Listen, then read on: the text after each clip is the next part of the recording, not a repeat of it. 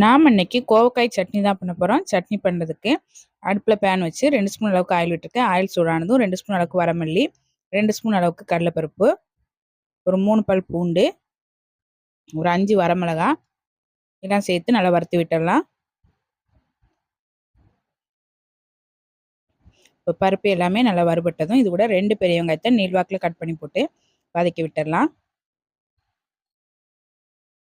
வெங்காயம் இந்த அளவுக்கு வதங்கினதும் இது கூட கட் பண்ணி வச்ச கோவக்காய் சேர்த்து வதக்கி விட்டுடலாம்.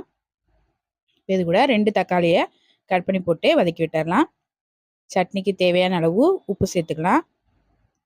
உப்பு சேர்த்து நல்லா வதக்கி விட்டுட்டு அடுப்பை மிதமான தீயில வச்சு மூடி போட்டு ஒரு 10 நிமிஷத்துக்கு நல்லா வேக வச்சிடலாம். ஒரு 10 நிமிஷமா கோவக்காய் எல்லாமே நல்லா வெந்துருச்சு. இப்போ அடுப்பு ஆஃப் பண்ணிட்டு ஆற வச்சுட்டு மிக்ஸி ஜாரில் மாற்றி கொஞ்சமாக தண்ணி சேர்த்து சட்னி அரைச்சி எடுத்து வந்துடலாம். அரைச்ச சட்னியை ஒரு பவுலில் மாற்றி வச்சிடலாம்.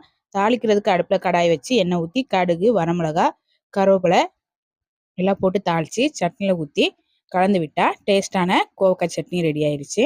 இந்த சட்னியை சாதத்தில் போட்டு பிசைஞ்சு சாப்பிட்டாலும் ரொம்ப நல்லாயிருக்கும். இட்லி தோசையோடு வச்சு சாப்பிட்டாலும் ரொம்ப நல்லாயிருக்கும். ட்ரை பண்ணி பாருங்கள்.